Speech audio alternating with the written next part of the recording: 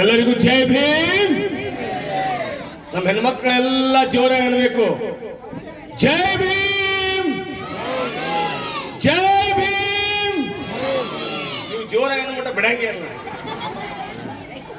ಜೈ ಭೀಮ್, ಜೈ ಜೈ ಜೈ ಜೈ ಜೈ ಭೀಮ್, ಜೈ ಭೀಮ್, ಜೈ Bhim. Okay, ಬಹುಶಃ ಊಟ ಮಾಡ್ಲಿಕ್ಕೆ ಅನ್ಸೈತಿ ನೀವೆಲ್ಲರೂ. ಇರ್ಲಿ, ನಾ ಲಾಸ್ಟಿಗೆ ಜೈ ಭೀಮ್ ಹೇಳ್ತಾ ಹೋಗಿ ಅಂತೀನಿ, ನನ್ನ ಭಾಷಣ ಆದ್ಮೇಲೆ. ಇವತ್ತು ಭೀಮವಾದ ದಲಿತ ಸಂಘರ್ಷ ಸಮಿತಿ ಕರ್ನಾಟಕ ಇವರ ವತಿಯಿಂದ ಮತ್ತು ದರೂರ್ ಗ್ರಾಮದ ಎಲ್ಲ ಯುವಕರು ಹಿರಿಯರ ಸಮ್ಮುಖದಲ್ಲಿ ತಥಾಗತರು ಮನುಷ್ಯತ್ವಕ್ಕೆ ಮೊಟ್ಟ ಮೊದಲ ಬಾರಿಗೆ ಬೆಲೆಯನ್ನು ಕೊಟ್ಟು ಪ್ರತಿಯೊಬ್ಬರ ಬಾಳಿನಲ್ಲಿ ಕೂಡ ಬೆಳಕನ್ನು ತರಬೇಕನ್ನುವಂತ ಗೌತಮ್ ಬುದ್ಧರ 2568ನೆಯ ಬುದ್ಧ ಪೂರ್ಣಿಮೆ ಕಾರ್ಯಕ್ರಮ ಹಾಗೂ ಬಾಬಾ ಸಾಹೇಬ್ ಡಾಕ್ಟರ್ ಬಿ.ಆರ್. ಅಂಬೇಡ್ಕರ್ ಅವರ 133ನೇ ಕಾರ್ಯಕ್ರಮದಲ್ಲಿ ಭಾಗವಹಿಸಿರ್ತಕ್ಕಂಥ ನಮ್ಮ ನಿಮ್ಮೆಲ್ಲರ ನೆಚ್ಚಿನ ನಾಯಕರು, ಭೀಮವಾದ ದಲಿತ ಸಂಘರ್ಷ ಸಮಿತಿಯ ಸಂಸ್ಥಾಪಕ ಅಧ್ಯಕ್ಷರಾಗಿರ್ತಕ್ಕಂಥ ಸಿದ್ಧಾರ್ಥಣ್ಣ ಸಿಂಗೆಯವರೇ, ಮತ್ತು ಈ ಭೀಮವಾದ ದಲಿತ ಸಂಘರ್ಷ ಸಮಿತಿ ಕಟ್ಟಲಿಕ್ಕೆ ಹಗಲಿರುಳು ಹೋರಾಟವನ್ನ ಮಾಡುವ ಮೂಲಕ ಒಂದು ಸಂಘಟನೆ ಅಂದ್ರೆ ಯಾವ ರೀತಿ ಇರಬೇಕು, ಅದರ ಜವಾಬ್ದಾರಿಗಳೇನು, ನಾಯಕತ್ವ ಹೆಂಗಿರ್ಬೇಕನ್ನುವಂಥದ್ದನ್ನ ತೋರಿಸಿಕೊಟ್ಟು ಸತತವಾಗಿ ಹೋರಾಟ ಚಳವಳಿಗಳ ಮೂಲಕ ಗುರುತಿಸಿಕೊಂಡಿರುವಂತಹ ನಿಮ್ಮದೇ ದರೂರ್ ಗ್ರಾಮದ ನಾಗರಿಕರೂ ಆಗಿರ್ತಕ್ಕಂಥ ಸಂಜೀವಣ್ಣ ಕಾಂಬ್ಳೆಯವರೇ, ಗ್ರಾಮ ಪಂಚಾಯಿತಿ ಅಧ್ಯಕ್ಷರೇ ಮತ್ತು ಮಾಜಿ ಅಧ್ಯಕ್ಷರೇ, ವೇದಿಕೆ ಮೇಲೆ ಇರ್ತಕ್ಕಂಥ ಹಿರಿಯರೇ, ಮತ್ತು ನನ್ನ ಆತ್ಮೀಯರು ಸಹೋದರರಾಗಿರ್ತಕ್ಕಂಥ ಶಶಿ ಮದನ್ ಮಟ್ಟಿಯವರು ಪತ್ರಕರ್ತರ ಸಂಘದ ರಾಜ್ಯಾಧ್ಯಕ್ಷರು ಮತ್ತು ನಮ್ಮ ಸಂಘಟನೆಯ ರಾಜ್ಯ ಸಮಿತಿ ಸದಸ್ಯರು ಕೂಡ ಆಗಿರ್ತಾರೆ. ಅವರನ್ನ ಕೂಡ ಈ ಸಂದರ್ಭದಲ್ಲಿ ನೆನೆಸಿಕೊಳ್ಳುತ್ತಾ, ಇವತ್ತು ನಮ್ಮನ್ನ ತಾವೆಲ್ಲರೂ ಕೂಡ ದರೂರು ಗ್ರಾಮಕ್ಕೆ ಕರೆಸಿ ಒಂದೆರಡು ಮಾತುಗಳನ್ನ ಆಡ್ಲಿಕ್ಕೆ ಅವಕಾಶ ಕೊಟ್ಟಿದ್ದೀರಿ. ನಾನೊಂದೆರಡು ಮಾತು ಮಾತಾಡ್ತೀನಿ, ದಯವಿಟ್ಟು ತಾವೆಲ್ಲ ಶಾಂತಿಯುತರಾಗಿ ಕೇಳಬೇಕು. ಅಕ್ಕಂಗಿರೆಲ್ಲ ನನ್ನ ಅಣ್ತಮ್ಮಂದ್ರು ಈ ಕಡೆ ನೋಡ್ರಿ, ಒಂದಿಟ್ಟು ಎಲ್ಲರೂ ಕೈ ಮಾಡ್ರಿ, ಜೈ ಭೀಮ್. ಓಕೆ, ಒಂದು 5 ನಿಮಿಷ ಶಾಂತ ಚಿತ್ರವಾಗಿ ಕೇಳಿದ್ರೆ ಬಹುಶಃ ನಮ್ಮ ಈ ಕಾರ್ಯಕ್ರಮದ ಉದ್ದೇಶ ಏನಂತ ತಮ್ಮ ತಿಳಿಯಾಕ ಹೋಗ್ತದೆ ಅಂತ ನಾನು ಭಾವಿಸ್ತೇನೆ. ಭಗವಾನ್ ಗೌತಮ್ ಬುದ್ಧರು ಸುಮಾರು 2000 ವರ್ಷಗಳ ಹಿಂದೆ ಒಂದು ಕಡೆ ಪಾದನಡಿಗೆಗೆ ಹೋಗುವಾಗ ಒಂದು ಕೇರಿ ಮುಂದೆ ಹಾಯ್ತಾರೆ ಅವರು, ದಲಿತ ಕೇರಿ ಮುಂದ್ಗಡೆ ಆದಾಗ ಒಬ್ಬ ವ್ಯಕ್ತಿ ಆ ಕಾವಿದಾರಿಯನ್ನ ನೋಡಿ, ಭಗವಾನ್ ಗೌತಮ್ ಬುದ್ಧರ ಕಾವಿ ಧರಿಸಿರ್ತಕ್ಕಂಥ ಚೋರ್ ಅಂತ ಧರಿಸಿರ್ತಾರ ಅವರು, ಅದನ್ನ ನೋಡಿ ಓಡೋಡಿ ಹೋಗಿ ಮರೆ ನಿಂತುಕೋತಾರತ್ತ. ಯಾಕೆ ಮರೆ ನಿಂತುಕೋತಾನಂದ್ರೆ ಅವತ್ತಿನ ಕಾಲಘಟ್ಟದಲ್ಲಿ ಕಾವಿದಾರಿಗಳು ಸ್ವಾಮೀಜಿಗಳಾಗಲಿ ಅಥವಾ ಮೇಲ್ವರ್ಗದವ್ರು ಯಾರಾದ್ರೂ ಬಂದ್ರೆ ಅವರನ್ನ ನಾವು ನೋಡಬಾರ್ದು ಅನ್ನುವಂತ ಒಂದು ರಿಸ್ಟ್ರಿಕ್ಷನ್ ಇತ್ತು, ಒಂದು ಪದ್ಧತಿ ಇತ್ತು. ಅವ್ರನ್ನ ಯಾರು ಕೂಡ ದಲಿತರು ನೋಡಬಾರ್ದು ಅಂತ ಹೇಳಿ. ಭಗವಾನ್ ಬುದ್ಧರು ನೋಡ್ತಾರೆ, ಅವ್ನು ಓಡಿ ಹೋಗೋದನ್ನ. ಯಾಕೆ ಓಡಿ ಹೊಂಟಾನ ಅಂತೇಳಿ ಭಗವಾನ್ ಬುದ್ಧರು ಆತನ ಹಿಂಬಾಲಿಸ್ತಾರ. ಆತ ಭಯಂಕರವಾಗಿ ಹೆದರಿ ಬಿಡ್ತಾನೆ. ಭಗವಾನ್ ಬುದ್ಧರು ಏನ್ ಹುಡ್ಕೊಂಡು ನಾನೇನ್ ತಪ್ಪು ಮಾಡಿದಪ್ಪ, ನನ್ನ ಕಣ್ಣ ಬಂದ್ಬಿಟ್ರಲ್ಲ ಸ್ವಾಮಿಗಳು ಅಂತ ಹೇಳಿ. ಅವಾಗ ಭಗವಾನ್ ಗೌತಮ್ ಬುದ್ಧ ಹೇಳ್ತಾರೆ, ಯಾರು ನೀನು ಯಾಕೆ ಹೆದರ್ತಾ ಇದೀಯ ಅಂದ್ರ, ಇಲ್ರಿ ನಿಮ್ಮನ್ನ ನಾನು ಮಾತಾಡಿಸ್ಬಾರ್ದು, ನಿಮ್ಮನ್ನ ನೋಡಬಾರ್ದು, ನಿಮ್ಮನ್ನ ಮುಟ್ಟಬಾರ್ದು, ನಿಮಗೆ ಯಾವುದೇ ರೀತಿಯಾದಂತ ಸೇವೆ ಮಾಡಬಾರ್ದು, ಯಾಕಂದ್ರೆ ನಾನು ಅಸ್ಪೃಶ್ಯ ಸಮಾಜಕ್ಕೆ ಸೇರಿದವನಾಗಿದ್ದೇನೆ ಅಂತ ಹೇಳಿದಾಗ ಭಗವಾನ್ ಬುದ್ಧರು ಆತನಿಗೆ ಹೇಳ್ತಾರ, ಜಗತ್ತಿನಲ್ಲಿ ಮನುಷ್ಯ ಅನ್ನುವಂಥದ್ದು ಒಂದೇ ಜಾತಿ. ಜಾತಿಗಳು ಯಾರ್ಯಾರು ತಮ್ಮ ಹೊಟ್ಟೆ ಪಾಡಿಗಾಗಿ ಮಾಡ್ಕೊಂಡಿರ್ಬೋದು, ಬೇರೆ ಯಾವುದಕ್ಕಾದ್ರೂ ಮಾಡ್ಕೊಂಡಿರ್ಬೋದು. ನೀನು ಕೇವಲ ನನ್ನ ಮುಟ್ಟೋದಲ್ಲ, ನನ್ನ ಜೊತೆ ಮಾತನಾಡೋದಲ್ಲ, ಈ ಒಂದು ಕಾವಿಯನ್ನ ಅಂದ್ರೆ ಆ ಒಂದು ಏನು ಕೇಸರಿ ಬಣ್ಣದ ಚಿವರ್ ಇರ್ತದಲ್ಲ, ಇದನ್ನ ತೊಟ್ಟುಕೊಳ್ಳಕ ಸಹಿತ ನೀನು ಅರ್ಹ ಇದೆ ಅಂತ ಹೇಳಿ ಆತನನ್ನ ಕರ್ಕೊಂಡು ಬಂದು ಪ್ರಥಮ ಬಾರಿಗೆ ಭಾರತ ದೇಶದಲ್ಲಿ ಒಬ್ಬ ಜನಸಾಮಾನ್ಯ, ಒಬ್ಬ ಅಸ್ಪೃಶ್ಯ ಸಮಾಜದವನಿಗೆ ಆ ಕಾವಿಯನ್ನ ಧರಿಸಿರ್ತಕ್ಕಂಥವ್ರು ಯಾರಪ್ಪ ಅಂದ್ರೆ ಅದು ಭಗವಾನ್ ಗೌತಮ್ ಬುದ್ಧರು. ಅವತ್ತಿನಿಂದ ಅವರ ಪಯಣ ಸ್ಟಾರ್ಟ್ ಆಯ್ತು. ನೋಡ್ರಿ, ಭಗವಾನ್ ಬುದ್ಧರು ಹೇಳ್ತಾರ, ಪ್ರಜ್ಞಾ ಶೀಲ ಕರುಣೆಯಿಂದ ಇರ್ಬೇಕಂತ ಹೇಳಿ. ಮನುಷ್ಯ ಯಾವಾಗಲೂ ಪ್ರಜ್ಞಾವಂತನಾಗಿರ್ಬೇಕು, ಶೀಲವಂತನಾಗಿರ್ಬೇಕು, ಮತ್ತೆ ಕರುಣೆ ಉಳ್ಳವನಾಗಿರ್ಬೇಕು. ಈ ಮೂರು ಇರಲಾರದಂತ ಮನುಷ್ಯ ಯಾವುದೇ ಕಾರಣಕ್ಕೂ ಮನುಷ್ಯ ಆಗೋದಿಲ್ಲ. ಪ್ರಜ್ಞಾ, ಶೀಲ, ಕರುಣೆ ಅನ್ನುವಂಥದ್ದು ನಮ್ಮ ಜೀವನದಲ್ಲಿ ಬೇಕು. ಈಗಾಗಲೇ ಹೇಳ್ತಿರಲ್ಲ, ನಾವು ಪ್ರಾರ್ಥನೆ ಮಾಡುವಾಗ ಹೇಳಿದೀವಿ, ನಮೋ ತಸ್ಸ ಭಗವತೋ ಅರ್ಹತೋ ಸಮ್ಮಾ ಸಂಬುದ್ಧಸ್ ಅಂತೇಳಿ.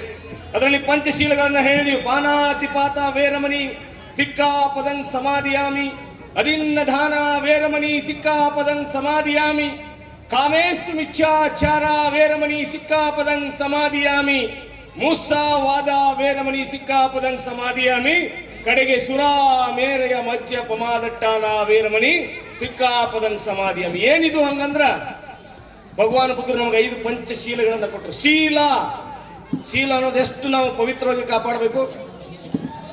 ಪಂಚಶೀಲಗಳನ್ನ ಕೊಟ್ಟರು. ಅದರಲ್ಲಿ ಪಾನಾತಿಪಾತ ವೇರಮಣಿ ಸಿಕ್ಕಾಪದಂಗ್ ಸಮಾಧಿಯಾಮಿ ಅಂದ್ರೆ ಯಾವುದೇ ಕಾರಣಕ್ಕೂ ನಾವು ಪ್ರಾಣಿಗಳನ್ನ ಹಿಂಸೆ ಮಾಡಬಾರದು, ಪ್ರಾಣಿಗಳನ್ನ ಹತ್ಯೆ ಮಾಡಬಾರದು. ಅದಿನ್ನಧಾನ ವೇರಮಣಿ ಸಿಕ್ಕಾಪದಂಗ್ ಸಮಾಧಿಯಾಮಿ, ನಾವ್ಯಾವತ್ತೂ ಕೂಡ ಕರುಣೆ ಉಳ್ಳವರಾಗಿರ್ಬೇಕು, ದಾನ ಧರ್ಮವನ್ನ ಮಾಡೋರಾಗಿರ್ಬೇಕನ್ನುವಂತ ಶೀಲವನ್ನ ಕೊಡ್ತಾರ.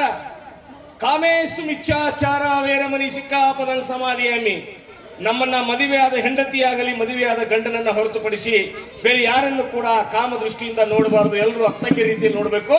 ನಾವು ಕಟ್ಕೊಂಡಿರ್ತಕ್ಕಂಥ ಹೆಂಡತಿಯನ್ನ ಮಾತ್ರ ನಾವು ನಮ್ಮ ಹೆಂಡತಿಯನ್ನ ಸ್ವೀಕಾರ ಮಾಡಬೇಕು ಅನ್ನುವಂತ ಒಂದು ಶೀಲವನ್ನ ಕೊಡ್ತಾರ. ಮೂಸಾವಾದ ವೇರಮಣಿ ಸಿಕ್ಕಾಪದಂಗ್ ಸಮಾಧಿಯಾಮಿ, ಕಳ್ಳತನ, ದಗಲಬಾಜಿ, 2 ನಂಬರ್ ಅಂತಾರಲ್ಲ, ಆ ರೀತಿಯಾಗಿರ್ತಕ್ಕಂಥ ಯಾವುದನ್ನ ಕೂಡ ನಾವು ಮಾಡಬಾರದು. ಇನ್ನು ಕೊನೆಗೆ ಸುರಾ ಮೇರೆಯ ಮಜ್ಜಪಮಾದಟ್ಟಾನ ವೇರಮಣಿ ಸಿಕ್ಕಾಪದಂಗ್ ಸಮಾಧಿಯಾಮಿ. ಇಲ್ಲಿ ಯಾರೋ ಕೂತ್ಕೊಂಡಿದ್ರಿ, ನಾವು ನಮ್ಮ ಜೀವಿತಾವಧಿಯಲ್ಲಿ ನಶೆ ಆಗುವಂತ ಯಾವುದೇ ಪದಾರ್ಥಗಳನ್ನ ಸೇವನೆ ಮಾಡೋದು, ಸಿಗರೇಟ್ ಇರ್ಬೋದು ಅಥವಾ ಬಿಡಿ ಇರ್ಬೋದು, ಶೆರೆ ಇರ್ಬೋದು, ಗಾಂಜಾ ಇರ್ಬೋದು, ಈ ರೀತಿ ಶೀಲಗಳನ್ನ ಕೊಟ್ಟು ಅಷ್ಟಾಂಗ ಮಾರ್ಗವನ್ನ ಕೊಡ್ತಾರ. ಅಷ್ಟಾಂಗ ಮಾರ್ಗದಲ್ಲಿ ನಾವು ನಡೆದಿದ್ದೇ ಆದರೆ ನಮ್ಮ ಬದುಕು ಹೊಸನಾಗತ್ತೆ ಅನ್ನುವಂತ ಸಂದೇಶವನ್ನ ಭಗವಾನ್ ಬುದ್ಧರು ಕೊಡ್ತಾರೆ. ಯಾವಾಗ 2500 ವರ್ಷಗಳ ಹಿಂದೆ. ಇವತ್ತು ನೀವು ನೋಡ್ತೀರಿ, ನಿಮ್ಮ ಮನ್ಯಾಗ ದೇವ್ರ ಫೋಟೋಗಳಿದ್ರ ಭಾಳ ಚಂದ ನೋಡ್ತೀರಿ. ಈ ಕಡೆ ಒಂದು ತಲವಾರ, ಈ ಕಡೆ ಒಂದು ಕೊಡ್ಲಿ, ಈ ಕಡೆ ಕಾಲಾಗ ಒಂದು ಹುಲಿ, ಸಿಂಹ, ಏನೇನೋ ನಮ್ಮ ದೇವರುಗಳಿಗೆ ಕೊಟ್ಟರೆ ಅದ್ರ ಮ್ಯಾಗ ಕೂತಾರ. ಇಷ್ಟು ಕೊಟ್ಟಿರ್ತಕ್ಕಂಥ ದೇವರುಗಳು ಭಾರತದ ಗಡಿ ದಾಟಿ ಹೋಗಲಿಲ್ಲ. ಹೋದವನ್ರಿ ಭಾರತ ದೇಶ ಹೊರತುಪಡಿಸಿದ್ರೆ ನಿಮ್ಮ ದೇವರುಗಳು ಎಲ್ಲಿ ಹುಡುಕಾಡಕ್ ಸಿಗಂಗಿಲ್ಲ. ಆದ್ರೆ ಭಗವಾನ್ ಬುದ್ಧರು 2500 ವರ್ಷಗಳ ಹಿಂದೆ ಹುಟ್ಟಿ ಶಾಂತಿಯನ್ನ ಬಯಸಿ ದುಃಖಕ್ಕೆ ಆಶೆ ಮೂಲ ಅಂತ ಹೇಳಿ, ಆಮೇಲೆ ಸರ್ವರಿಗೂ ಸಮಾನತೆ, ಅಷ್ಟಾಂಗ ಮಾರ್ಗ, ಪಂಚಶೀಲಗಳನ್ನ ಕೊಟ್ಟಿದ್ದ ಪರಿಣಾಮವಾಗಿ ಕಾಲಲ್ಲಿ ಚಪ್ಪಲಿ ಕೂಡ ಹಾಕೊಳ್ತಿರ್ಲಿಲ್ಲ ಭಗವಾನ್ ಗೌತಮ ಬುದ್ಧರು. ಕಾಲಲ್ಲಿ ಚಪ್ಪಲಿ ಕೂಡ ಹಾಕೋತಾ ಇರಲಿಲ್ಲ. ಆದ್ರೆ ಇವತ್ತಿನ ಜಗತ್ತಿನ 35 ರಾಷ್ಟ್ರಗಳಲ್ಲಿ ಬೌದ್ಧ ಧರ್ಮ ಹೋಗ್ತದೆ. ಇದು ದೊಡ್ಡ ಕ್ರಾಂತಿ ಆಗತ್ತ. ಎಲ್ಲ ಇರ್ತಕ್ಕಂಥ ನಿಮ್ಮ ದೇವರುಗಳು ಇಲ್ಲೇ ಉಳಿದು ಏನೂ ಇಲ್ಲದೆ ಇರ್ತಕ್ಕಂಥ ಭಗವಾನ್ ಗೌತಮ ಬುದ್ಧರು ಇವತ್ತು ದೇಶದ ಜಗತ್ತಿನ 35 ರಾಷ್ಟ್ರಗಳಲ್ಲಿ ಸಂಚಾರ ಮಾಡ್ಯಾರ. ಇವತ್ತು ಬಾಬಾ ಸಾಹೇಬ್ ಡಾಕ್ಟರ್ BR ಅಂಬೇಡ್ಕರ್ ಅವರು, ಅದಕ್ಕಿಂತ ಪೂರ್ವದ ಒಂದು ಮಾತನ್ನು ಹೇಳ್ತೀನಿ ನಾನು.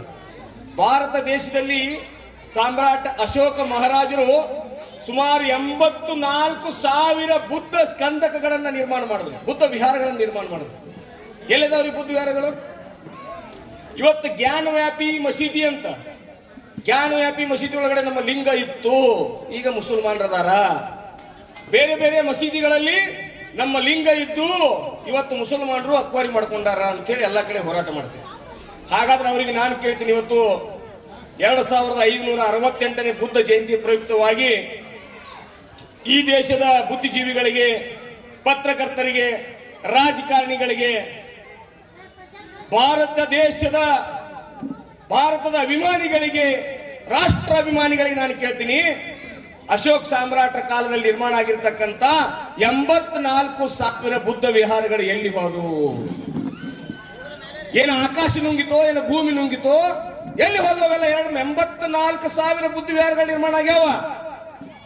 ಅವೆಲ್ಲ ಎಲ್ಲಿದಾವಪ್ಪ ಅಂದ್ರೆ ಇವತ್ತು ಕ್ರಾಂತಿಗೆ ಪ್ರತಿಕ್ರಾಂತಿಯನ್ನ ಮಾಡುವ ಮೂಲಕ ನಾವು ಕಟ್ಟಿರ್ತಕ್ಕಂಥ ಬುದ್ಧ ವಿಹಾರಕ್ಕೆ ಈ ಕಡೆ ಕಿಡ ಒಂದು ಶಂಕ ಇಟ್ರಿ, ಈ ಕಡೆ ಒಂದು ಚಕ್ರ ಇಟ್ರಿ, ತಲೆ ಮ್ಯಾಗ ಒಂದು ಕಿರೀಟ ಇಟ್ಟಿಗೆಸಿಂದ ಇವತ್ತು ನಮ್ಮ ವಿಹಾರಗಳನ್ನೇ ದೇವಸ್ಥಾನಗಳನ್ನಾಗಿ ಪರಿವರ್ತನೆ ಮಾಡಿದ್ದೀರಿ. ಅದಕ್ಕೆ ಉದಾಹರಣೆ ತಿರುಪತಿ ತಿಮ್ಮಪ್ಪ. ತಿರುಪತಿ ತಿಮ್ಮಪ್ಪನ ದೇವಸ್ಥಾನ ಅಂದ್ರೆ ಮೂಲ ವಿಗ್ರಹ ಅದು ತಿಮ್ಮಪ್ಪನ ವಿಗ್ರಹ ಅಲ್ಲ, ಅದು ಭಗವಾನ್ ಗೌತಮ ಬುದ್ಧರ ವಿಗ್ರಹ. ನಾಥ ಪರಂಪರೆ, ಪಂಢರಪುರದ ಪಂಡರಿನಾಥ, ಅಮರನಾಥ, ಪೂರಿ ಜಗನ್ನಾಥ ಈ ನಾಥ ಪರಂಪರೆ ಕೂಡ ಪ್ರಾರಂಭ ಆಗೋದು ಬೌದ್ಧ ಧರ್ಮದಲ್ಲಿ. ಅಲ್ಲಿಯೂ ಕೂಡ ಇರುವಂತದ್ದು ಬುದ್ಧನ ವಿಗ್ರಹಗಳೇ. ನಿಮ್ಮನ್ನ ಯಾಕೆ ಒಳಗೆ ಬಿಡಂಗಿಲ್ಲ ಅವರು? ಅಲ್ಲಿ ಒಂದು ಗ್ಯಾಲರಿ ಹಾಕಿರ್ತಾರೆ, ಅಲ್ಲಿ ತನಕ ಅಷ್ಟೇ ಬರ್ಬೇಕು ನೀವು. ಅದನ್ನ ದಾಟಿ ಒಳಗೆ ಬರುವಂಗಿಲ್ಲ. ಅದನ್ನ ದಾಟಿ ಒಳಗಡೆ ಹೋದ್ರೆ ನಿಮಗೆ ಸತ್ಯ ಗೊತ್ತಾಗುತ್ತ. ಯಾಕಂದ್ರ ಅಲ್ಲಿ ಪಾಲಿ ಭಾಷೆ ಒಳಗಡೆ ಗರ್ಭಗುಡಿ ಒಳಗಡೆ ಬರ್ದಾರ, ನಮೋ ಬುದ್ಧಾಯ ಬುದ್ಧಂ ಶರಣಂ ಗಚ್ಚಾಮಿ ಪ್ರಜ್ಞಾ ಶೀಲ ಕರುಣೆ, ಇವೆಲ್ಲ ಕೆತ್ತನೆಗಳಾಗ್ಯಾವ. ಅದಕ್ಕಾಗಿ ಈ ದೇಶದಲ್ಲಿ ಪುರೋಹಿತ ಶಾಹಿಗಳನ್ನ ಹೊರತುಪಡಿಸಿ, ಪೂಜೆ ಮಾಡುವ ಬ್ರಾಹ್ಮಣರನ್ನು ಹೊರತುಪಡಿಸಿ ಬೇರೆ ಯಾವ ಜಾತಿಯವರಿಗೂ ಒಳಗಡೆ ಅವಕಾಶ ಇಲ್ಲ ಗರ್ಭಗುಡಿ ಒಳಗೆ. ಯಾಕೆ ಅವಕಾಶ ಇಲ್ಲ ಅಂದ್ರ ಅವರ ಬಂಡವಾಳ ಬಯಲಾಗುತ್ತ. ಈಗ ಅಲ್ಲಿ ರಾಮ ಮಂದಿರ ನಿರ್ಮಾಣ ಮಾಡಿದ್ರೆ ನಾನು ಅದ್ರ ಮೇಲೆ ಕಾಂಟ್ರವರ್ಸಿ ಮಾಡಕ್ ಹೋಗಲ್ಲ, ಯಾಕಂದ್ರೆ ಅದು ನಮ್ಮ ದೇಶದ ನ್ಯಾಯಾಲಯದ ತೀರ್ಪೈತಿ. ರಾಮ ಮಂದಿರ ನಿರ್ಮಾಣ ಮಾಡಿರಿ, ಅಲ್ಲಿ ಒಂದು ಮಸೀದಿ ಇತ್ತ ತಿಳಿಸಿದ ಹೋರಾಟನೂ ಹಾಕಿತ್ತು. ಅದು ಎಷ್ಟೋ ವರ್ಷಗಳ ಕಾಲ ನೆನೆಗುದಿಗೆ ಬಿದ್ದು ಕಡೆಗೆ ತೀರ್ಪು ಬರ್ತದು. ಆದ್ರ ರಾಮ ಮಂದಿರ ಕಟ್ಟಬೇಕಾದ್ರೆ ನೀವು ಭೂಮಿ ಅಗಿತಾ ಇದ್ರಲ್ಲಪ್ಪ, ಸಿಕ್ಕಿದ್ದೇನಲ್ಲಿ ಅಲ್ಲಿ ಅಶೋಕ ಸಾಮ್ರಾಟರ ಛತ್ರಗಳು ಸಿಕ್ಕು, ಬುದ್ಧನ ವಿಗ್ರಹಗಳು ಸಿಕ್ಕು.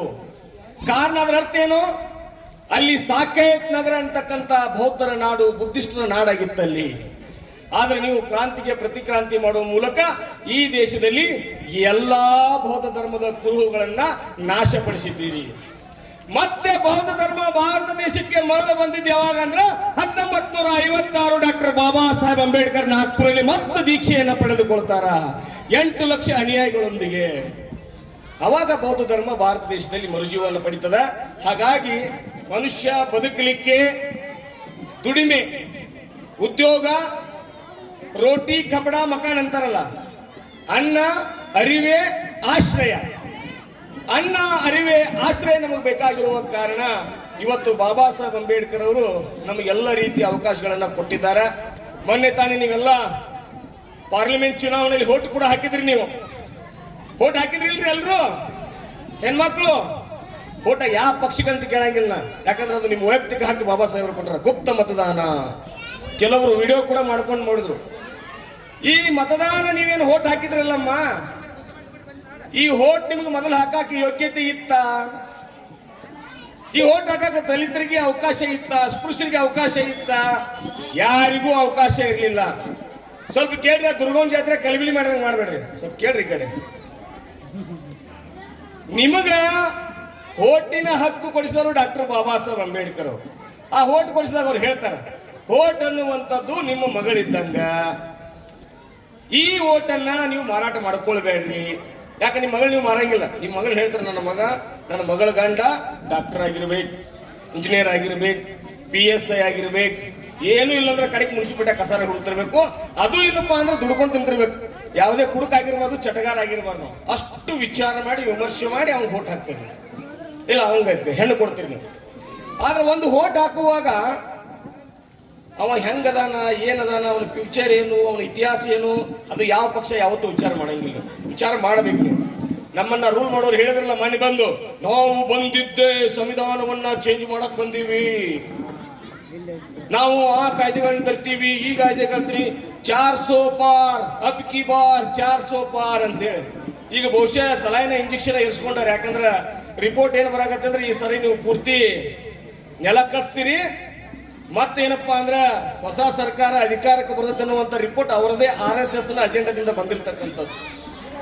ಸೊ ಯಾಕೆ ಈ ಮಾತನ್ನ ನಿಮ್ಗೆ ಹೇಳ್ತಾ ಇದ್ದೀನಿ, ಪಕ್ಷ ರಾಜಕೀಯ ಆಗ್ತಾನೆ ಅಂದ್ರ ನೀವೆಲ್ಲ ಕೂತವರು ಸರಿಯಾದ ವ್ಯಕ್ತಿಗೆ ಓಟ್ ಹಾಕಿದ್ದಾದ್ರೆ ನಿಮ್ಮ ಊರು, ನಿಮ್ಮ ಕೇರಿ, ನಿಮ್ಮ ಜಿಲ್ಲೆ, ನಿಮ್ಮ ತಾಲೂಕು ಸರಿಯಾಗಿ ಇರ್ತೈತಿ. ನೀವು ದಗಲಬಾಜಿಗಳಿಗೆ, ಮೋಸಗಾರರಿಗೆ, ವಂಚಕರಿಗೆ ಓಟ್ ಹಾಕಿದ್ರಿ ಅಂದ್ರೆ ಮತ್ತೆ ನೀವು ಭಿಕ್ಷಾಧಿಪತಿಗಳ. ಯಾರಿಗೆ ಓಟ್ ಹಾಕಿದ್ರೆ ನಮಗೇನು ಲಾಭ ಐತಿ? ಒಪ್ಪ ನಾವೇನು ದುಡಿಯೋ ತಪ್ಪೈತೆ? ನಮ್ದೇನು ದುಡಿಯೋ ನಿಮ್ಮ ತಲೆಯಾಗ ಕಲ್ಪನೆ ಐತಿ. ಆದ್ರೆ ಒಂದು ವಿಚಾರ ಮಾಡ್ಕೊಳ್ರಿ, ಒಂದೇ ಒಂದು ಸೆಕೆಂಡ್ ನಲ್ಲಿ ಸಾವಿರಾರು ಕೋಟಿ ರೂಪಾಯಿ ಆಲ್ರೆಡಿ ಕೋಟ್ಯಾಧೀಶರಿರುವಂತಹ ಬಿಸ್ನೆಸ್ ಮ್ಯಾಗ್ನೆಟ್ಗಳ ಸಾಲ ಮನ್ನಾ ಮಾಡಿದ್ರು ಮೋದಿ. ಇಲ್ಲಿ ಬಡವರು, ರೈತರು, ವಿದ್ಯಾರ್ಥಿಗಳು, ಅವಿದ್ಯಾವಂತರು ಇವರು ಜಾತಕ ಪಕ್ಷಿ ಅಂತ ಕಾಯ್ತಾ ಇದಾರೆ. ನಮ್ಗೆ ಏನಾದ್ರು ಸರ್ಕಾರ ಅನುಕೂಲ ಮಾಡ್ತೈತೆ ಅಂತ ಹೇಳಿ. ನಿಮ್ಗೆ ಯಾವುದೇ ರೀತಿ ಅನುಕೂಲ ಮಾಡಲಿಲ್ಲ ಸರ್ಕಾರಗಳು. ಈಗ ನಮ್ಮ ಮುಸಲ್ಮಾನ್ ಸಮಾಜದ 2B ಮೀಸಲಾತಿಯನ್ನು ರದ್ದು ಮಾಡಿಬಿಟ್ರು. ಸುಮಾರು ಒಂದು ವರ್ಷಕ್ಕೆ ಇಲ್ಲಪ್ಪ ಅಂದ್ರೆ ಸಾವಿರಾರು ಗಂಟೆ ಇಂಜಿನಿಯರಿಂಗ್ ಸೀಟ್ ಸಿಕ್ಕಿದ್ದು, ಅವೆಲ್ಲ ರದ್ದಾಗಿ ಹೋದು. ನಮ್ಮ ದಲಿತ ಜನಾಂಗದವ್ರು ಇರ್ತಕ್ಕಂಥ ಎಲ್ಲ ಸೀಟ್ಗಳನ್ನ ಖಾಸೀಕರಣ ಮಾಡಿಬಿಟ್ರು. ನೀವೆಲ್ಲಿ ಸರ್ಕಾರಿ ನೌಕರಿ ಕಾಣೋದು ಕನಸಿನ ಮಾತೀಗ. ಖಾಸಗಿ ಎಲ್ಲಿ ಹೋದ್ರು ನಿಮಗೇನಿತ್ತ ಕಸಬರಿಗೆ ಹಿಡ್ಕೊಂಡು ಅಲ್ಲೇ ನಿಮಗೆ ಗ್ರಾಮ ಪಂಚಾಯತ್ಯಾಗ ಮುನ್ಸಿಪಾಲ್ಟಿಯಾಗ ಅಲ್ಲೇ ಕಸ ಹುಡುಕ್ಬೇಕು ನೀವು. ನಿಮ್ಗೆ IAS, IPS, IRS ಬೇರೆ ಬೇರೆ ಬೇರೆ ದೊಡ್ಡ ದೊಡ್ಡ ಹುದ್ದೆಗಳನ್ನು ಸಿಗ್ಲಾರ್ದಂಗ ಕುರುಡು ಜಾನತನ ಮಾಡ್ತಾರಲ್ಲ, ಆ ರೀತಿ ಸರ್ಕಾರಗಳು ಸ್ಪಂದನೆ ಮಾಡುತ್ತಿರುವಾಗ ನಾವೆಲ್ಲರೂ ಜಾಗೃತಿ ಆಗ್ಬೇಕಾಗೈತಿ. ಈ ಜಯಂತಿಗಳನ್ನ ಆಚರಣೆ ಮಾಡೋದ್ರ ನಾವು ಜಾಗೃತಿ ಆಗಲ್ಲ. ಮತ್ತೆ ಇಲ್ಲಿ ಜಯಂತಿ ಆಚರಣೆ ಮಾಡೋರು ಮನ್ಯಾಗ ಹೋಗಿ ಮತ್ತೆ ದೇವ್ರ ಮುಂದೆ ಉದಿನ ಕಟ್ಟಿ ಬೆಳಗವ್ರು. ಹೆಂಗ ಬದಲಾವಣೆ ಆಕತಿ ಈಗ ತಿಳ್ಕೋರಿ. ಈ ಊರು ಐತಿದು, ಇದು ಯಾವುದೇ ಕೋಮು ದ್ವೇಷಕ್ಕೆ ಅಥವಾ ಕೋಮು ಭಾವನೆ ಧಕ್ಕೆ ತರುವಂತ ಮಾತನ್ನ ಮಾತಾಡಕತ್ತೀನಿ. ಇದು ವಾಸ್ತವತೆಯನ್ನು ಮಾತಾಡ್ತಾನೆ. ಈ ಊರೊಳಗ ಮಂದಿರ ಇರ್ಬೋದು, ಮಸೀದು ಇರ್ಬೋದು, ಚರ್ಚ್ ಇರ್ಬೋದು, ಗುರುದ್ವಾರ ಇರ್ಬೋದು, ಬುದ್ಧ ವಿಹಾರ ಇರ್ಬೋದು. ಯಾವುದೇ ಕಿಡಿಗೇಡಿಗಳು ಆ ಧಾರ್ಮಿಕ ಕೇಂದ್ರಗಳಿಗೆ ಕಲ್ಲು ಹೋಗಿತಾರೆ ಅಂತ ತಿಳ್ಕೋರಿ. ಎಲ್ಲಿ ಹೋಗ್ತೀರಿ ನೀವೆಲ್ಲ ಓಡಿ?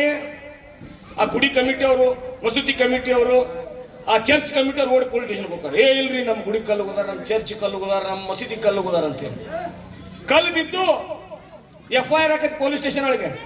ಯಾರ ಅಪ್ಪನ ಕಾಯ್ದೆ ಪ್ರಕಾರ FIR ಹಾಕತಿ?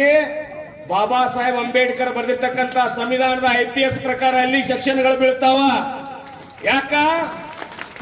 ಮುಸಲ್ಮಾನರ ಮಸೀದಿ ಮ್ಯಾಗ ಕಲ್ಲು ಬಿದ್ದಾಗ ಕುರಾನ್ ನೋಡಿ ಸೆಕ್ಷನ್ ಹಾಕ್ಬೇಕಾಗಿತ್ತು, ಚರ್ಚ್ ಮ್ಯಾಗ ಕಲ್ಲು ಬಿದ್ದಾಗ ಬೈಬಲ್ ನೋಡಿ ಸೆಕ್ಷನ್ ಹಾಕ್ಬೇಕಾಗಿತ್ತು, ಗುಡಿಗೆ ಕಲ್ಲು ಬಿದ್ದಾಗ ಭಗವದ್ಗೀತೆ ನೋಡಿ ಸೆಕ್ಷನ್ ಹಾಕಬೇಕಾಗಿತ್ತು. ಇಲ್ಲ, ಈ ದೇಶದೊಳಗೆ ಗುಡಿ ಕಲ್ಲು ಬಿದ್ರು ಅಷ್ಟ, ಚರ್ಚ್ ಕಲ್ಲು ಬಿದ್ರು ಅಷ್ಟ, ಮಂತ್ರಿ ಕಲ್ಲು ಬಿದ್ರು ಅಷ್ಟ. ಇವ್ರ ಮ್ಯಾಲ ಹುಕುಮ್ ಯಾರು ನಡೀತಿ ಅಂದ್ರೆ ಬಾಬಾ ಸಾಹೇಬ್ ಅಂಬೇಡ್ಕರ್ ಅವ್ರ ಹುಕುಮ್ ನಡೀತೈತಿ ಅಂತಾವ್ ನಮ್ಮ ಅಪ್ಪ ಅಂಬೇಡ್ಕರ್. ಗುಡಿ, ಗುಂಡಾರ, ಹಳ್ಳ ಕೊಳ್ಳ, ಊರ ಜನ ಎಲ್ಲರನ್ನು ಕಾಪಾಡೋ ಬಾಬಾ ಸಾಹೇಬ್ ಅಂಬೇಡ್ಕರ್. ಅವನ ರಕ್ತದಾಗ ನೀವು ಹುಟ್ಟಿ ದೇವ್ರು ನಮ್ಮನ್ನು ಕಾಪಾಡ್ತಾನ. ಆ ದೇವ್ರನ್ನ ನಮ್ಮ ಅಪ್ಪ ಕಾಪಾಡ್ತಾನ. ಆ ದೇವ್ರು ನಿಮ್ಮನ್ನು ಕಾಪಾಡ್ದಂದ್ರೆ ಹುಚ್ಚು ಕಲ್ಪನೆ ಇಟ್ಕೊಂಡು ನೀವು ಹೊಂಟಿರಿ. ಆ ಹುಚ್ಚು ಕಲ್ಪನೆಯಿಂದ ಹೊರಗೆ ಬರ್ರಿ. ನಮ್ಮನ್ನ ಬದಲಾವಣೆ ಮಾಡೋದು ಶಿಕ್ಷಣ. ನಾ ಹೇಳಿದ್ನ ಪ್ರಜ್ಞಾವಂತಿಕೆ, ಶಿಕ್ಷಣ, ಪ್ರಜ್ಞಾವಂತಿಕೆ, ಆಮೇಲೆ ದುಡಿಮೆ. ಇವು ಮೂರನ್ನು ಹೊರತುಪಡಿಸಿ ಯಾವ ದೇವರು ಎಲ್ಲಿ ಬದಲಾಗಿಲ್ಲ. ಬಾಳ್ ನಿಮ್ಮೂರಾಗ ಬರ್ತಿರ್ಬೇಕು, ಮೈಯಾಗ ದೇವ್ರು ಬರ್ತಿರ್ತಾವ. ಅಂತಿರ್ತಾರೆ ಮೈಯಾಗ ದೇವ್ರು ಬಂದು ಅಂದ್ರ. ನಾ ಅಂತೀನಿ, ಈ ಸಾಮಾನ್ಯ ಜನರಿಗೆ ಅವಿದ್ಯಾವಂತರಿಗೆ ಹೆಬ್ಬಟ್ಟಿದ್ದವ್ರಿಗೆ ದೇವ್ರು ಬರ್ತಾವ ಮೈಯಾಗ. ನಮ್ಮ ಮುಖ್ಯಮಂತ್ರಿ ಸಿದ್ದರಾಮಯ್ಯ ಯಾಕೆ ದೇವರು ಬರಂಗಿಲ್ಲ ಮೈಯಾಗ? ಸಿದ್ದರಾಮಯ್ಯನವ್ರು ಬಂದ್ರೆ ಇಡೀ ಕರ್ನಾಟಕನ ಉದ್ಧಾರ ಆಗ್ಬೋದಲ್ಲ. ಪ್ರಧಾನಮಂತ್ರಿ, ಇಷ್ಟು ದೊಡ್ಡ ಪ್ರಧಾನಮಂತ್ರಿ ನರೇಂದ್ರ ಮೋದಿ, ಅವನು ಮೈಯಾಗ ದೇವ್ರು ಬರ್ಬೋದಲ್ಲ. ಈಗ ಮಾನ್ಯ ಅವ್ನು ಬಿಲ್ ಗೇಟ್ಸ್ ಬಂದಿದ್ದಿಲ್ಲ, ಭಾರತಕ್ಕೆ ವಿಸಿಟ್ ಕೊಟ್ಟ. ಅವ್ನು ಚಾಯ್ ಮರಂಗ ಒಬ್ಬ ಭೇಟಿಯಾಗಿ ಅವ್ನು ಕೋಟ್ಯಾಧೀಶ್ವರ ಮಾಡಿ ಹೋದವ. ಆ ಬಿಲ್ ಗೇಟ್ಸ್ ಮೈಯಾಗ ದೇವ್ರು ಬಂದ ಭಾರತ ಉದ್ಧಾರ ಮಾಡೋದು ಮಾಡ್ತಾನಂತ ಯಾಕೆ ಅನ್ನವಲ್ದು? ನಾವೊಮ್ಮೆ ನಮ್ಮಲ್ಲಿ ಒಬ್ರಿಗೆ ಬಂತು ಮೈಯಾಗ ದೇವ್ರು, ಚಿರಾಡಕತ್ತಳು ತಾಯಿಯನ್ನ, ನೀ ಸತ್ಯವಾಗಿದ್ರ ನಿನ್ನ ಬೆನ್ನ ನನ್ನ ಇಡೀ ಜೀವನ ಕಳೆದು ಬಿಡ್ತನು. ನೀ ಏನು 3 ಲೋಕ ಸುತ್ತೋದು ಬೇಡ, ಜಗತ್ತ ಬದಲಾವಣೆ ಮಾಡೋದು ಬೇಡ. ನಾನು ಕಿಸೆದಾಗ ಸ್ವಲ್ಪ ರೊಕ್ಕ ಅದಾವ, ಈ ರೊಕ್ಕ ಯಾವ್ಯಾವ ನೋಟ್ ಅದಾವ ಮತ್ತು ನೋಟ್ ನಂಬರ್ ಏನಂತ ಹೇಳ್ಬಿಟ್ಟು ತಿಂಡಿದ್ರ ಇನ್ನ ದೇವ್ರಿಗೆ. ನಿನಗ 3 ಲೋಕ ಸುತ್ತೋ ತಾಕತ್ತಿದ್ರ ತಾಯಿ, ಇದ್ರೊಳಗೆ ಬರೀ ಒಂದು ಅರಿಬೇಕಿಲ್ಲ ಮ್ಯಾಗ, ಇದ್ರೊಳಗೆ ಒಂದು 4 ನೋಟ್ ಅದಾವು. ಆ ನೋಟ್ ನಂಬರ್ ಏನ ಮತ್ತು ಆ ನೋಟ್ 100 ಅದಾವ 200 ಅದಾವ ಹೇಳ್ಬಿಡ. ದಪ್ಪ ತಳಗ ಬಿದ್ದಲಕ್ಕಿ. ಯಾವ ತಾಯಿ ನೀ ಯಾಕಣ ಏನಾತಂದು ಎಲ್ಲಿ ಹೋದಲಾಕಿ ಎತ್ಕೇಳಿ ಹೋದಲಾಕಿ ಓಡಿತಂದ ನಾವು. ಹಂಗ ನೀವು ಎಲ್ಲಿವರೆಗೂ ಮಳ್ಳಾಗೋರು ಇರ್ತೀರಿ ಅಲ್ಲಿವರೆಗೂ ನಿಮ್ಮನ್ನು ಮಳ್ಳ ಮಾಡೋರು ಇರ್ತಾರೆ. ಬರೇ ದೇವ್ರು ಬಂದಂದ್ರೆ ಕುರಿ ಕೇಳ್ರಿ, ಕೋಣ ಕೇಳ್ರಿ, ಹುಂಜ ಕೇಳ್ರಿ, ಹರ್ಮರಿ ಕೇಳ್ರಿ, ಇಟ್ಟು ಕೇಳಿ ಮಾತು ಸುಮ್ಮರಂಗಿಲ್ಲ. ಇವ್ರ ಚೂರು ಹಾಕೋದ್ನೇ ಜಗಳ ಚಲೋ ಮಾತು. ನನಗೆ ಕಡಿಮೆ ಹಾಕಿದ ಅವ್ನು ಹೆಚ್ಚು ಹಾಕಿದ, ಅವ್ನು ಮೂಳಿ ಹಾಕಿದ ಇವ್ನು ಮೂಳಿ ಹಾಕಲಿಲ್ಲ.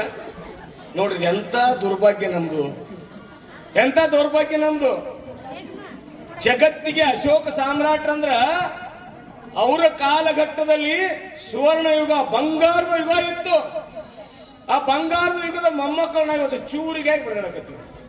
ನನಗೆ ಚೂರು ಹೆಚ್ಚು ಬರಲಿಲ್ಲ, ನಿನಗೆ ಚೂರು ಹೆಚ್ಚು ಬರಲಿಲ್ಲ. ಅವನವನು ಆ ಮನೆಯವ್ರಿಗೆ ಹೆಚ್ಚು ಹಾಕಿರಿ, ಇವ್ರ ಮನೆಯವ್ರಿಗೆ ಹೆಚ್ಚು ಹಾಕಿರಿ. ಇವ ಕಾರವಾರ ಹೆಚ್ಚು ಮಾಡಿದ, ಅವ ಕಾರವಾರ ಹೆಚ್ಚು ಮಾಡಿ ಬಕೆಟ್ ಗಂಟಲೆ ತುಡುಗು ಮಾಡಿ ಹಿಂದಿನ ಬಾಗಿಲು ತಗೊಂಡು ಹೋದ. ಗಟ್ರನ್ಯಾಗ ನೀರು ಹೋದ್ರೆ ಜಗಳ ಮಾಡ್ತೀರಿ ನೀವು. ನಮ್ಮ ಮನ್ಯಾಗಿನ ನೀರು ಮುಂದಿನ ಮನೆಯವ್ರ ಗಟ್ರನ್ಯಾಗ ನೀರು ಹೋಗಬಾರ್ದು. ನೋಡ್ರಿ ಅಣ್ಣಾರ, ಜಳಕ ಮಾಡ್ತಾರಿ, ನಮ್ಮ ಗಟ್ರೆ ನೀರು ಬರ್ತಾವ್ರ. ಗಟ್ರ ಇರೋದು ಎದಕ್ಕೆ ಮತ್ತದ ನೀರು ಹೋಗಾಕ ಗಟ್ರ ಐತಿ. ನಿಮಗೆ ಜಗಳ ಇಲ್ಲ ಆಗ್ಯಾವ, ನಿಮಗ ಜಗಳ ಬೇಕಾಗೈತೆ ಅಷ್ಟ.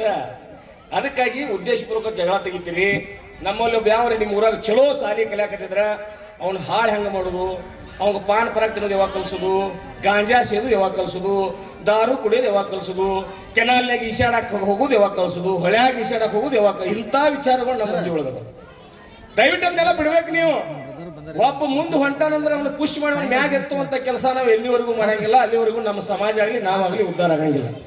ಸುಳ್ಳು ಕರೀರಿ ಅಕ್ಕವ್ರ, ನೀವ ಮೇನ್ ಹೋಮ್ ಮಿನಿಸ್ಟರ್, ನೀವು ಹೆಣ್ಣು ಮಕ್ಕಳಂದ್ರೆ ಹೋಮ್ ಮಿನಿಸ್ಟರ್. ನೀವ್ ಹೆಂಗ್ ಹೇಳ್ತೀರಿ ಮನ್ಯಾಗ ಹಂಗ ನಡೀತದೆ. ಅದಕ್ಕೆ ನೀವು ಈ ಧಾರಾವಾಹಿ ನೋಡೋದು ದಯವಿಟ್ಟು ಬಿಟ್ಬಿಟ್ಟಿರ್ತೀರಿ ಎಲ್ಲ.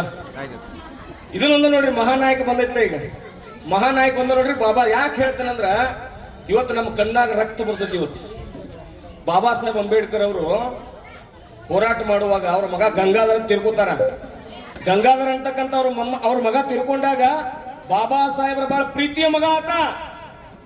ತೀರ್ಕೊಂಡ ಬಳಿಕ ರಮಾಬಾಯಿ ಅವರು ಮೆಸೇಜ್ ಮುಟ್ಟಿಸ್ತಾರೆ, ಗಂಗಾಧರ ತೀರ್ಕೊಂಡ ಬರ್ರಿ ಅಂತ ಹೇಳಿ. ಬಾಬಾ ಸಾಹೇಬ್ರು ಮಣ್ಣಿಗೆ ಬರ್ತಾರ.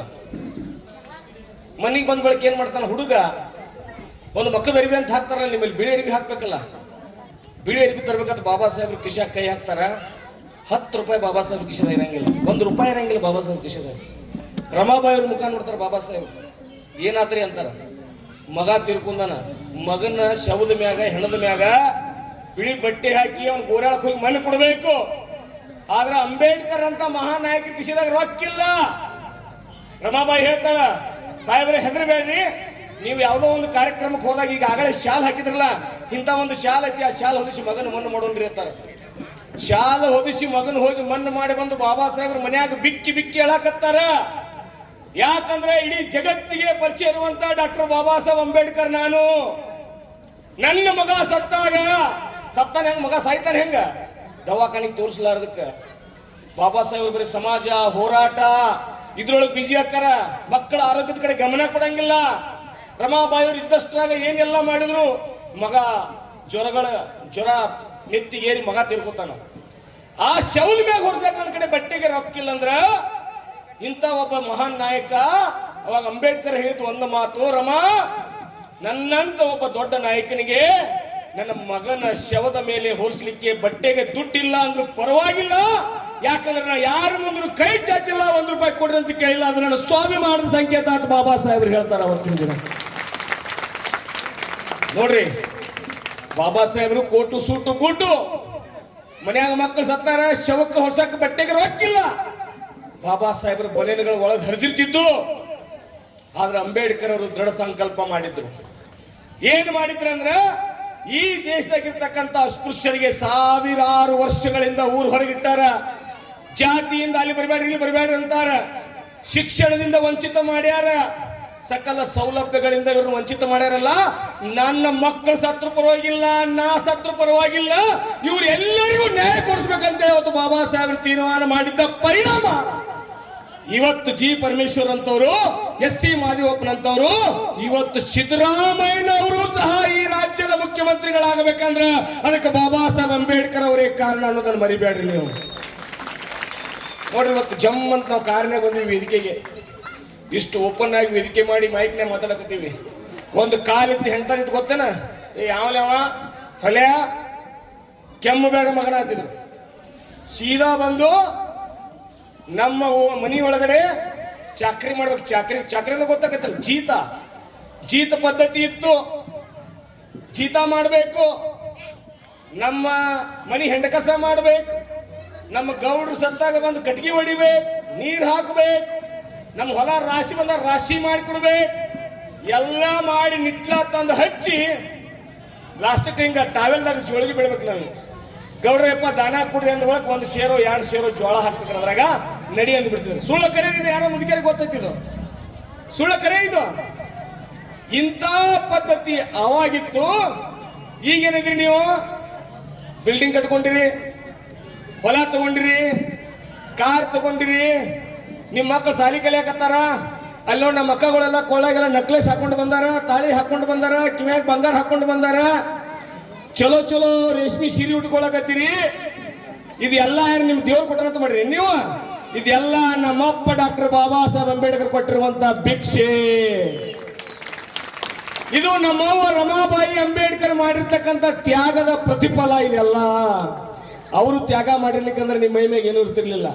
ಒಂದು ವಿಷಯ ಹೇಳ್ತೀನಿ ಕೇಳ್ರಿ. ಇವತ್ತಿನ ದಿನ ಮಲಬಾರ್ ಅಂತೇಳಿ ಇಲ್ಲಿ ಮೈಸೂರು ಪ್ರಾಂತ್ಯದೊಳಗಡೆ ಒಂದು ಊರು ಬರ್ತೈತಿ, ಮಲಬಾರ ಪ್ರಾಂತ್ಯ ಅಂತೇಳಿ. ಆ ಮಲಬಾರ್ ಪ್ರಾಂತ್ಯದೊಳಗಡೆ ಇದೇ ಹಿಂದೂ ರಾಜ ಮಹಾರಾಜರು ದಲಿತ ಹೆಣ್ಣು ಮಕ್ಕಳ ಮೈ ಮ್ಯಾಗ ಬಟ್ಟೆ ಹಾಕೊಳ್ಳೋಂಗಿರ್ಲಿಲ್ಲ. ನಿಮ್ಮ ಮೈ ಮಾನ ಮರ್ಯಾದೆ ಸಹಿತ ನೀವು ಮುಚ್ಕೊಳಕ್ ಅವಕಾಶ ಇರಲಿ ದೇಶದೊಳಗಡೆ. ಆ ಮಾನ ಮರ್ಯಾದೆ ಸಹಿತ ಮುಚ್ಚಿದವರು ಈ ದೇಶದ ಇನ್ನೊಬ್ಬ ಮಹಾನ್ ನಾಯಕ ಹಜರತೆ ಟಿಪ್ಪು ಸುಲ್ತಾನ್. ಸಮಾಧಾನ ಸಮಾಧಾನ ರೀ, ಸಮಾಧಾನ.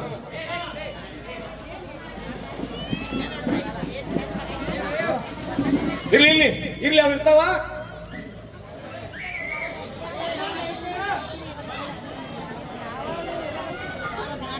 ಹಲೋ ಕೇಳ್ರಿ.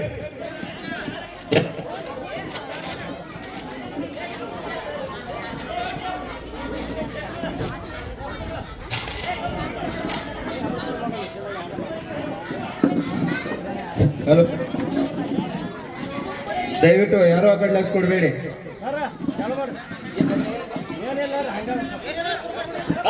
ಆಯ್ತು, ಈಗ ಇನ್ನೂ ಬಹಳ ಜನ ಮಾತಾಡೋದಾರ. ನಾ ಇನ್ನಟ್ಟು ಮಾತಾಡಿದ್ರೆ ಮಾತಾಡ್ತೀನಿ, ಇಲ್ಲ ಬಿಡೋ ಮುಲ್ಲ ಅಭ್ಯಾಸ ಆತ್ ನಮ್ಗೆ ನಡಿ ಅಂದ್ರೆ ನಡೀತಿ ಬಿಡ್ತೀನಿ ನಾ ದಂಡಿಗೆ. ಸೊ ಹಂಗಾಗಿ ಇವತ್ತು ಬಾಬಾ ಸಾಹೇಬ್ ಅಂಬೇಡ್ಕರ್ ಅವರ ಕೃಪಾ ಆಶೀರ್ವಾದದಿಂದ ನಮಗೆಲ್ಲ ಸೌಲಭ್ಯಗಳು ಸಿಕ್ಕಾವ. ದಯವಿಟ್ಟು ಸ್ವಲ್ಪ ಬಾಯ್ ಮಾಡ್ಬೇಡ್ರಿ, ಆಯ್ತು ಒಂದು 5 ನಿಮಿಷ ಮುಗಿಸ್ತೀವಿ. ಎಲ್ಲಾ ಸೌಲಭ್ಯಗಳು ಸಿಕ್ಕಾವ. ಈಗ ಕೆಲವೊಂದು ರಾಜಕಾರಣಿಗಳು ಬಂದು ನಮ್ಮ ಸಂವಿಧಾನ ಚೇಂಜ್ ಮಾಡ್ತಾನಂತ. ಏನು ಸಂವಿಧಾನ ಚೇಂಜ್ ಮಾಡೋದಂದ್ರ ಚೇಂಜ್ ಮಾಡ್ತಾರೆ ಮಾಡ್ಲಿ ಬಿಡುವಪ್ಪ, ನಮಗೂ ಬೇಸರ ಬಂದೈತ್ರಿ ಏನು. ಮತ್ತು ಸಂವಿಧಾನ ಏನು ಅನ್ನೋದು ನಿಮ್ಗೆ ಗೊತ್ತಿಲ್ಲ. ಬಾಬಾ ಸಾಹೇಬ್ ಡಾಕ್ಟರ್ BR ಅಂಬೇಡ್ಕರ್ ಅವರು 2 ವರ್ಷ 11 ತಿಂಗಳು 18 ದಿನ ಲಕ್ಷ ಕೊಟ್ಟು ಕೇಳ್ರಿ. ಯಾರು ವಿದ್ಯಾರ್ಥಿಗಳಿದ್ರೆ ಇಲ್ಲಿ ಅಕ್ಕ ಕೊಡ್ರೆ ನೀವು ಕೇಳ್ರಿ. ಅಂಬೇಡ್ಕರ್ ಸಾಹೇಬರು ಈ ದೇಶದ ಸಂವಿಧಾನ 2 ವರ್ಷ 11 ತಿಂಗಳು 18 ದಿನ 18 ಗಂಟೆಗಳ ಕಾಲ ಕೆಲಸ ಮಾಡಿ ದೇಶಕ್ಕೆ ಸಂವಿಧಾನವನ್ನು ಕೊಡ್ತಾರ. ಏನ್ ಸಂವಿಧಾನ ಅಂದ್ರೆ ನಿಮ್ಮ ದೇವ್ರ ಮುಂದೆ ಹೊತ್ತಿಗೆ ಅಲ್ಲದು. ಸಂವಿಧಾನ ಐತೆತ್ತ ನೀವು ಇವತ್ತೇನು ಹೇಳಿದ್ರೆ ನಿಮ್ಗೆಲ್ಲ ಬಂಗಾರ ಬೆಳ್ಳಿ ಕೋಟು ಬೂಟು ಕಾರು ಬಂಗ್ಲೆ ಬೈಕ ಇವೆಲ್ಲ ನೌಕರಿ ರಾಜಕಾರಣ ಈ ವೇದಿಕೆ ಈ ಮೈಕ್ ಆರ್ಟಿಕಲ್ 19 ನಾ ಮಾತನಾಡುವಂತ ಸ್ವಾತಂತ್ರ್ಯವನ್ನು ಕೊಟ್ಟಿದ್ದು ಬಾಬಾ ಸಾಹೇಬ್ ಅಂಬೇಡ್ಕರ್ ಅವರು.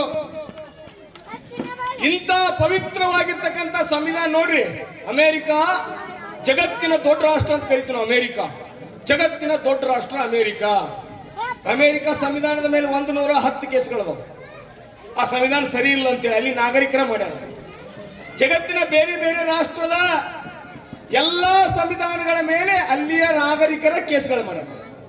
ಆದ್ರೆ ದೇಶಕ್ಕೆ ಸ್ವತಂತ್ರ ಸಿಕ್ಕ 76 ವರ್ಷ ಗತಿಸಿದ್ರು ಕೂಡ ಸಂವಿಧಾನದ ಮೇಲೆ ಒಂದು ಕೂದಲೆಳೆಯಷ್ಟು ಕೈ ಮಾಡಿ ತೋರಿಸಲಾರದಿರುವಂತ ಏಕೈಕ ಸಂವಿಧಾನ ಅಂದ್ರು ಬಾಬಾ ಸಾಹೇಬ್ ಕೊಟ್ಟಿರುವಂತ ಭಾರತದ ಸಂವಿಧಾನ.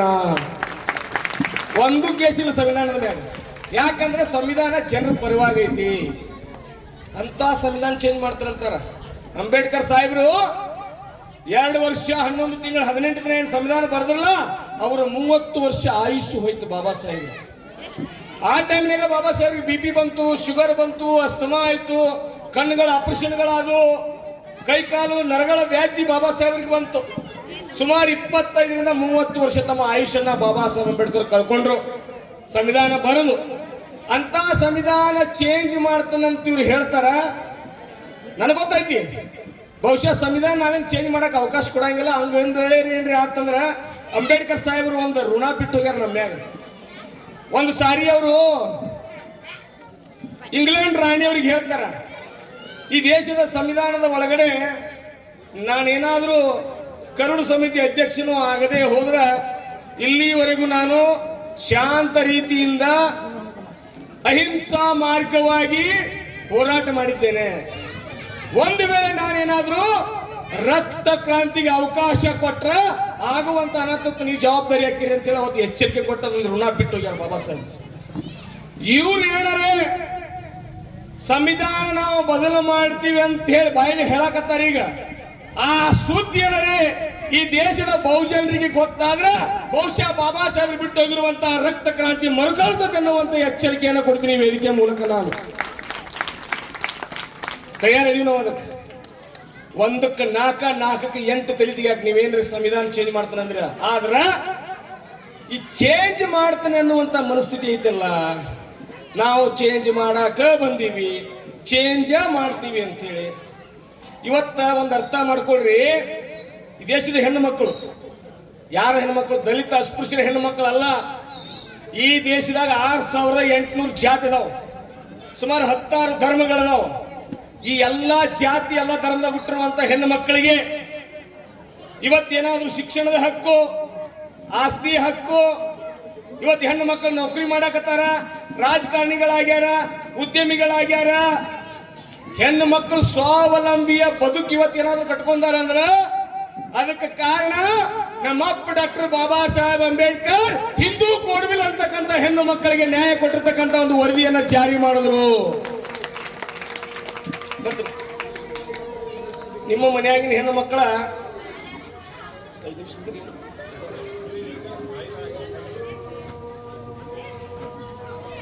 ಒಂದು 5 ನಿಮಿಷ ಅಜೆ ಆಗತ್ತೆ, ಒಂದು 2 ನಿಮಿಷ.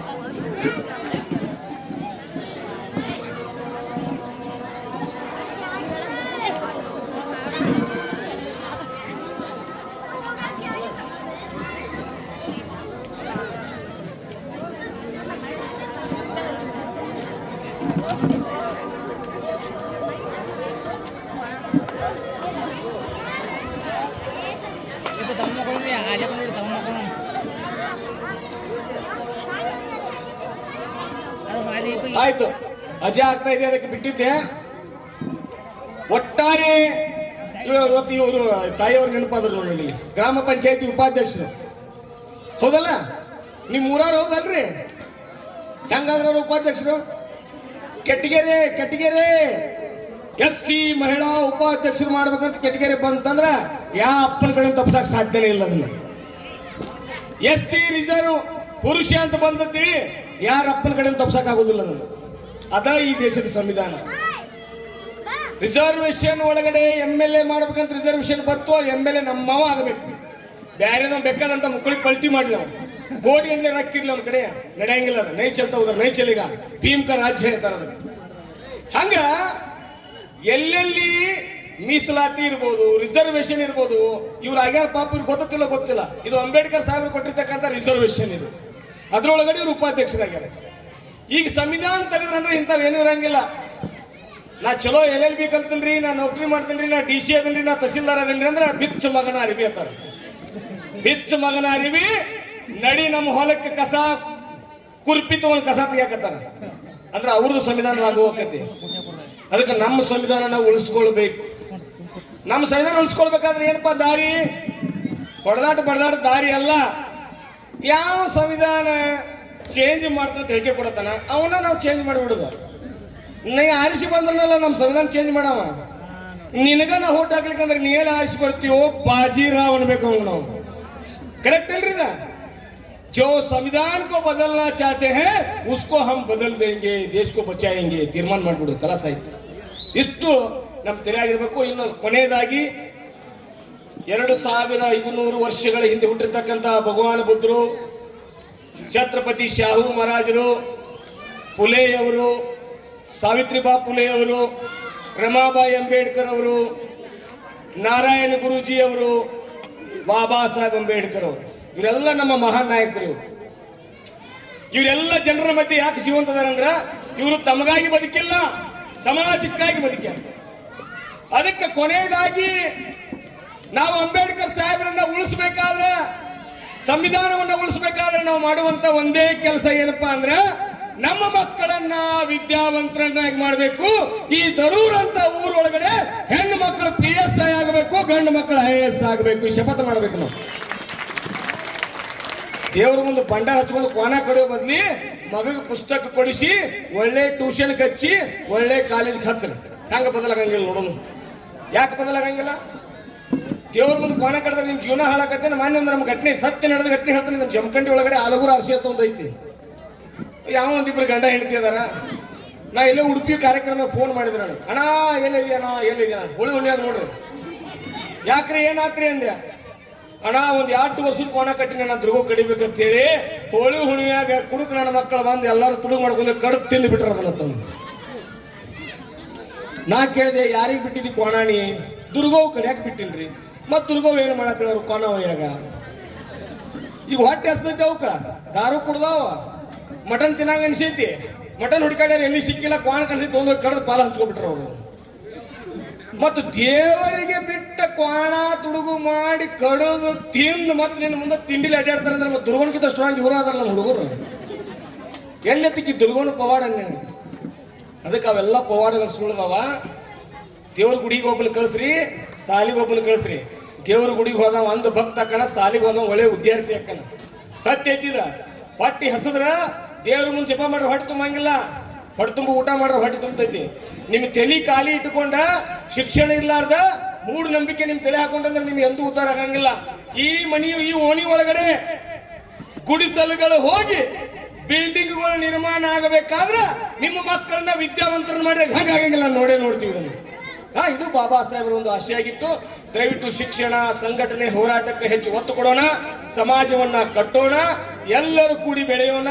ಸರ್ವೇ ಜನ ಸುಖಿನೂ ಭವಂತು ಅನ್ನೋ ಹಾಗೆ ಸಮಾಜದಲ್ಲಿ ಶಾಂತಿ ನೆಲೆಸುವಾಗಿ ಹೋರಾಟ ಮಾಡೋಣ ಅಂತ ಹೇಳ್ತಾ ನನ್ನನ್ನ ಈ ಊರಿಗೆ ಕರೆಸಿ ವೇದಿಕೆ ಮೇಲೆ ಮಾತನಾಡಲಿಕ್ಕೆ ಅವಕಾಶ ಮಾಡಿಕೊಟ್ಟಿರ್ತಕ್ಕಂಥ ಎಲ್ಲರಿಗೂ ವಂದಿಸಿ ನಾನು 2 ಮಾತಿಗೆ ವಿರಾಮ ಮಾಡ್ತೀನಿ. ಜೈ ಭೀಮ್, ನಮೋ ಬುದ್ಧಾಯ, ಜೈ ಭೀಮವಾದ. ಸುಮಾರು 2.5 ವರ್ಷಗಳ ಹಿಂದಿನ ಇತಿಹಾಸಕ್ಕೆ ಹೋಗಿ ಬೌದ್ಧ ಧರ್ಮದ ಪಿತಾಮಹರಾದಂತಹ ಗೌತಮ ಬುದ್ಧರವರ ಜೀವನ ಚರಿತ್ರೆ ಹಾಗೂ ಡಾಕ್ಟರ್ BR ಅಂಬೇಡ್ಕರ್ ಅವರು ಬರೆದಿರುವಂತಹ ಸಂವಿಧಾನದ ಮಹತ್ವವನ್ನು